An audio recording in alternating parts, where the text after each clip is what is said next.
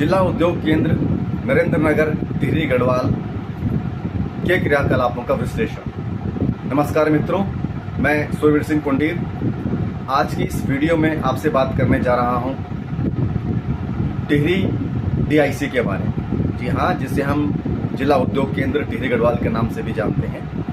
मित्रों, उत्तराखंड के हर जिले में उद्योगों को विकसित करने के लिए उत्तराखंड सरकार ने एक उद्योग केंद्र बनाया है, जिसे हम जिला उद्योग केंद्र या डीआईसी के नाम से भी जानते हैं। टिहरी गढ़वाल में भी नरेंद्र नगर में डीआईसी का सेंटर है।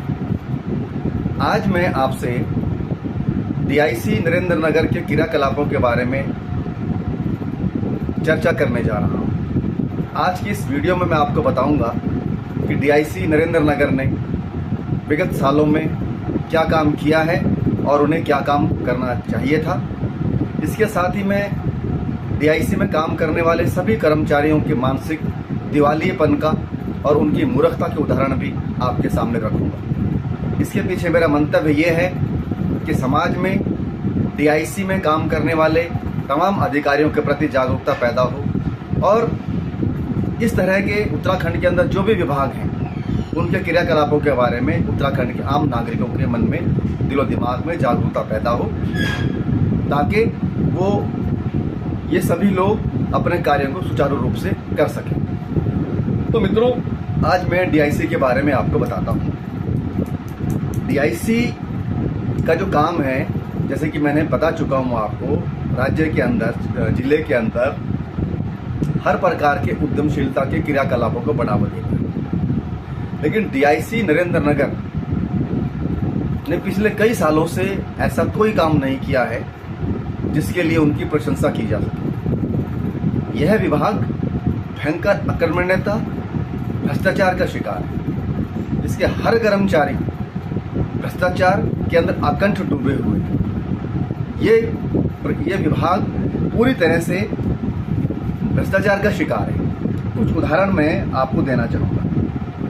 मित्रों, डीआईसी का जो बजट है लाखों रुपए का, हर साल इन लोगों को बजट मिलता है। किस चीज़ के लिए मिलता है?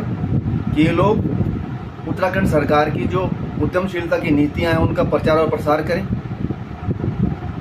अब इनकी अकर्मण्यता का अंदाजा इस बात से लगाया जा सकता है कि इतना भारी भरकम बजट होने के बावजूद आप अगर टिहरी गढ़वाल जिला उद्योग केंद्र या डीआईसी टिहरी गढ़वाल गूगल के ऊपर सर्च करेंगे तो आपको कुछ भी नहीं दिखेगा। आपको गूगल माई बिजनेस का एक पेज दिखेगा, जिस पेज के ऊपर इनका कॉन्टैक्ट डिटेल भी नहीं है। इवन उद्योग विभाग की जो ऑफिशियल वेबसाइट है, इस वेबसाइट के ऊपर भी जिला उद्योग केंद्र का जो नंबर दिया हुआ है वो बहुत पुराना है और आउट ऑफ सर्विस, हमेशा उसके ऊपर जब भी बात करो आउट ऑफ सर्विस वो नंबर आता है। ये तो हुआ पहला उदाहरण। दूसरा उदाहरण, इतना भारी भरकम बजट होने के बावजूद या टिहरी गढ़वाल के हजारों युवाओं को उद्यमशीलता में प्रशिक्षित और दीक्षित करने का दायित्व होने के बावजूद फेसबुक, यूट्यूब या किसी भी सोशल मीडिया चैनल के ऊपर इनकी प्रेजेंस 0% है। जो इस बात का सबूत है इन्होंने कुछ भी काम नहीं किया। और ये लोग चाहते भी हैं कि लोग इनके बारे में कम से कम जाने। ये लोग उतना ही काम करते हैं जितना कि इनको अपने डाटा एंट्री के लिए या ऑफिशियली दिखाने के लिए चाहिए होता है। इसके अलावा फिजिकली इन लोगों का कोई भी काम नहीं है, कोई काम ही नहीं करते ये लोग। इसके अलावा एक और भयंकर उदाहरण मैं यहाँ पर देना चाहूँगा कि इससे बड़ा उदाहरण मानसिक दिवालियेपन का कुछ भी नहीं हो सकता। उत्तराखंड सरकार ने 2021 में एक स्कीम को लॉन्च किया। जिस स्कीम का नाम था वन डिस्ट्रिक्ट 2 प्रोडक्ट। जी हाँ, वन डिस्ट्रिक्ट 2 प्रोडक्ट्स के नाम से उत्तराखंड सरकार ने एक स्कीम को लॉन्च किया, जिसके पीछे सरकार का मंतव्य था कि हर जिले के जो 2 प्रोडक्ट हैं उनको विकसित करने के उपाय किए जाएं, उनकी मार्केटिंग की जाए, उनके बारे में लोगों को बताया जाए और इस तरीके से उत्तराखंड के हर जिले के अंदर जो है एक विशेष प्रकार के उत्पाद का हब विकसित हो। वहाँ पर एक विशेष प्रकार की गतिविधियाँ चलें, जिससे कि उस उत्पाद की या उन उत्पादों की मार्केटिंग करने में किसी भी व्यक्ति को बहुत आसानी हो और आने वाले समय में प्रत्येक जिला किसी ना किसी उत्पाद का उत्पादन हब बन जाए और उसकी मार्केटिंग अपने आप ही होनी शुरू हो जाए। अब टिहरी गढ़वाल डीआईसी की मूर्खता का परिणाम आप देखिए। इन्होंने उत्तराखंड सरकार को जो अपनी रिपोर्ट भेजी, जो कहा सरकार से कि 2 प्रोडक्ट उन्होंने बताए कि जी उत्तराखंड के अंदर जो है कि ये जो प्रोडक्ट हैं ये 1 डिस्ट्रिक्ट 2 प्रोडक्ट योजना के अंदर शामिल होने चाहिए। पहला जो प्रोडक्ट था वो था पनीर का। चलो मान लिया, पनीर को हम कुछ हद तक मान सकते हैं कि ठीक है भाई, पनीर का उत्पादन मास बेसिस पर हो सकता है।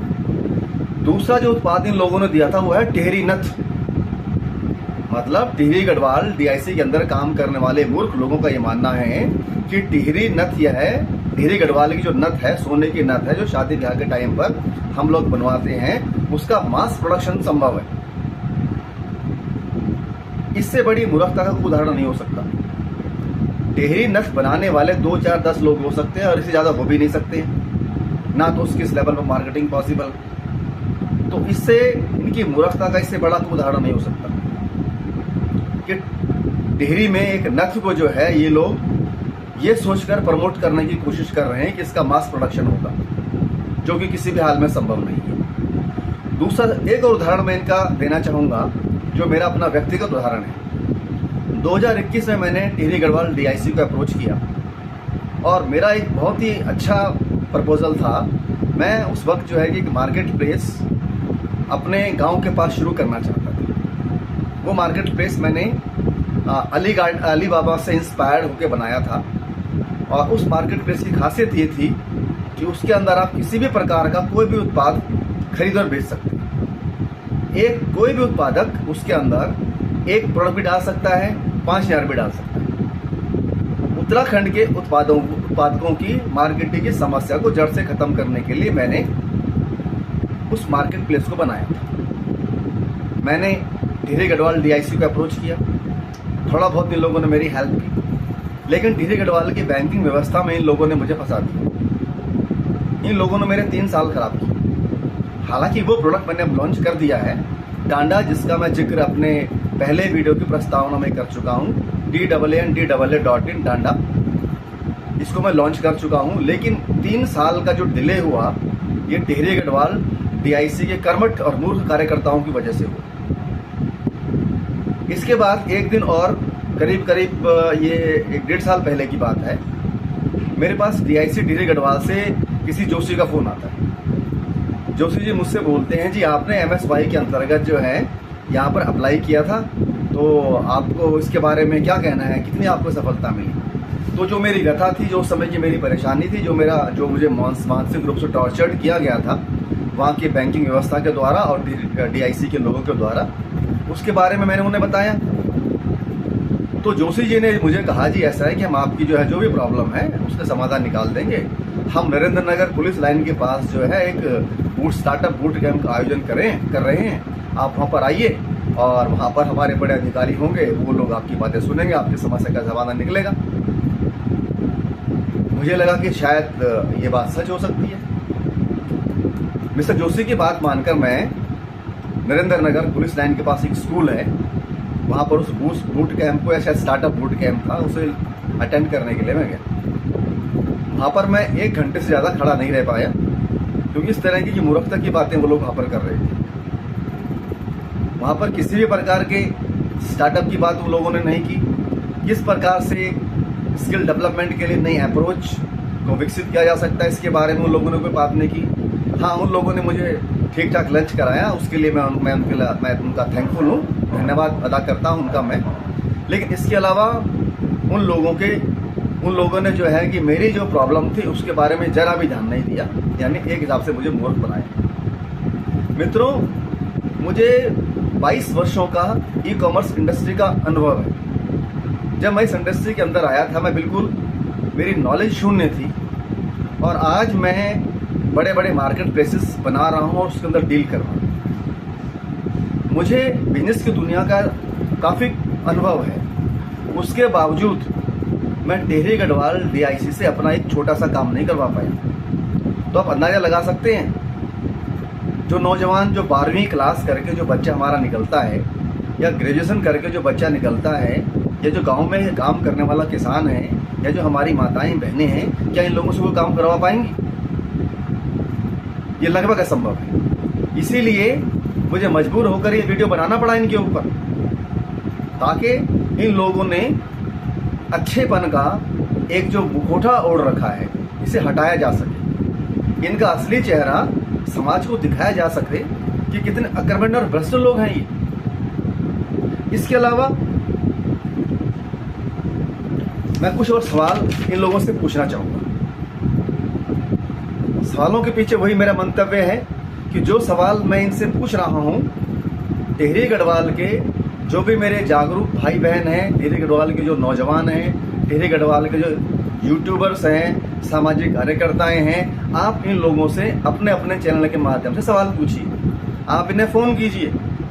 देखिए, मेरे सवाल बहुत कॉमन है। मैं टिहरी गढ़वाल DIC से ये जानना चाहता हूँ कि पिछले 3 सालों के अंदर इन्होंने उत्तराखंड के अंदर उद्यमशीलता के विकास के लिए क्या काम किया। उत्तराखंड सरकार की स्टार्टअप पॉलिसी को लॉन्च हुए करीब 4-5 साल हो गए हैं, तो ऐसे कितने स्टार्टअप हैं जिनको शुरू करवाने में टिहरी गढ़वाल DIC की भूमिका रही है। तीसरा मेरा सवाल है, टिहरी गढ़वाल के अंदर 9 ब्लॉक पड़ते हैं। 9 ब्लॉक के अंदर जो है इन्होंने कितने स्किल डेवलपमेंट कार्यक्रमों का आयोजन करवाया, कितने लोगों के साथ कम्युनिकेट किया।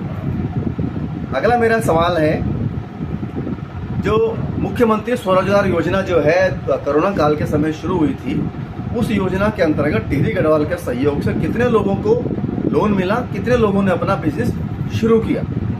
अगला मेरा सवाल है, 1 डिस्ट्रिक्ट 2 प्रोडक्ट योजना के अंतर्गत इन लोगों ने 2 प्रोडक्ट को चूज किया है और शायद अमेंडमेंट करके उसके अंदर एक अदरक को इन लोगों ने शामिल कर दिया है। तो मान सकते हैं 3 प्रोडक्ट हैं, पहला है पनीर, दूसरा है नथ, तीसरा है अदरक। अदरक को इन्होंने बाद में अमेंडमेंट किया है। तो मैं अब इन महान लोगों से ये जानना चाहता हूँ कि जब आपने इन तीनों प्रोडक्ट को 1 डिस्ट्रिक्ट 2 प्रोडक्ट्स परियोजना के अंतर्गत शामिल किया है, तो ये प्रोडक्ट विकसित हो सके, यहाँ पर इन प्रोडक्ट्स की मार्केट बने, इन प्रोडक्ट्स का हब बने, इसके लिए आप लोगों ने क्या प्रयास किया? कुछ प्रयास किया आप लोगों ने? कोई कार्यशाला आयोजित किया आप लोगों ने इसके बारे में? अगर की है तो उससे आप बताएं। आपके जो भी काम आपने किए हैं, आप उन सब का वीडियो बनाकर, जो भी आपके पास रिकॉर्ड है, आप uttaranchal-times.com के ऊपर भेजें। जिस तरीके से मैं यहाँ पर आलोचना आप लोगों की कर रहा हूँ, अगर आप लोगों ने सही काम किए होंगे तो मैं आपकी पूरी पूरी प्रशंसा भी करूँगा। लेकिन अगर आप लोग ये चाहें कि आप लोग काम ना करें और आपके बारे में बोला ना जाए, तो अब यह संभव नहीं है। अब उत्तराखंड का आम नागरिक जागरूक हो गया है और हम लोगों ने उत्तराखंड बिजनेस काउंसिल के माध्यम से ये प्रतिबद्धता व्यक्त की है कि हम उत्तराखंड के अंदर किसी भी भ्रष्ट व्यक्ति को पनपने नहीं देंगे। अगला है, एक और मेरा सवाल है इनसे, MSME के अंतर्गत पिछले सालों में कितने लोगों का रजिस्ट्रेशन लोगों ने करवाया और उसके लिए क्या प्रयास खोले? कितने ग्रोथ सेंटर? उत्तराखंड सरकार की एक और स्कीम थी ग्रोथ सेंटर, जिसके पीछे सरकार की मंशा ये थी कि ग्रोथ सेंटर के माध्यम से किसी स्पेसिफिक प्रोडक्ट को प्रमोट किया जाए। तो टिहरी गढ़वाल DIC के महान कर्मठ लोगों से मैं ये भी जानना चाहता हूँ कि टिहरी गढ़वाल के अंदर उन लोगों ने कितने ग्रोथ सेंटर खोले, उन ग्रोथ सेंटर की पोजीशन क्या है, वो ग्रोथ सेंटर किस आधार पर लोगों को दिए गए और उन ग्रोथ सेंटर में आज क्या काम हो रहा है। मित्रों, मेरे ये सवाल उत्तराखंड के युवा के भविष्य से जुड़े हुए हैं। अगर हमने आज से 10 साल पहले इस तरह के सवाल पूछे होते तो न केवल टिहरी गढ़वाल में बल्कि उत्तराखंड के अंदर वो हालात नहीं होते जो आज हैं। देखिए, जब उद्योगों का विकास नहीं होगा, स्किल डेवलपमेंट का काम नहीं होगा, तो उद्योग विकसित कैसे होंगे? उत्तराखंड का युवा उत्तराखंड का टिकेगा कैसे? वो पलायन नहीं करेगा तो क्या करेगा? वो पलायन करने के लिए मजबूर है, क्योंकि DIC टिहरी गढ़वाल के अंदर जितने लोग काम कर रहे हैं, इन लोगों ने कुछ नहीं किया पिछले सालों के अंदर, कोई उनकी कोई उपलब्धि नहीं है। और यही नहीं, उत्तराखंड के अंदर जितने DIC हैं, लगभग सबका यही हाल है। ये योजनाओं के अंदर कमीशन नहीं खाते, ये लोग योजनाओं को ही खा जाते, तो विकास कहाँ से होगा? तो मित्रों, जो सवाल आज इस मंच के माध्यम से मैंने इन लोगों से पूछे हैं, तो मैं आपसे आग्रह करूंगा, आप अपने व्यक्तिगत जीवन में, आप अपने सामाजिक जीवन में, अपने स्कूल में, अपने कॉलेज में, अपने ऑफिस में, अपने चाय की दुकानों में, अपने फेसबुक अकाउंट पे, अपने गूगल पे, अपने इंस्टा पे, अपने व्हाट्सएप पे इन सवालों के बारे में चर्चा करें। इन लोगों का फोन नंबर मैं इस वीडियो के डिस्क्रिप्शन में दूंगा, जो कि मैंने बहुत प्रयासों के बाद हासिल किया है। उस फोन नंबर पर आप इनसे बात करके इन तमाम सवालों को पूछिए। मित्रों, आप लोगों ने मेरी बातों को ध्यान से सुना, इस सब के लिए आपका धन्यवाद। मैं हृदय से आप लोगों का आभार व्यक्त करता हूं।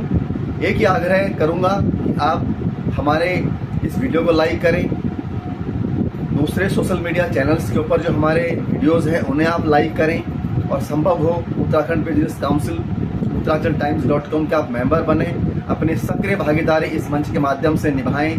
आपकी जो भी क्वेरी, अगर आप कुछ और जानना चाहते हो उत्तराखंड बिजनेस काउंसिल के बारे में या अपने क्षेत्र के अंदर चलने वाले उद्यमशीलता कार्यक्रमों के बारे में, तो आप एक वीडियो बनाकर हमारे पास व्हाट्सएप करें, हमारे पास भेजें। उस वीडियो का जवाब हम जरूर देंगे।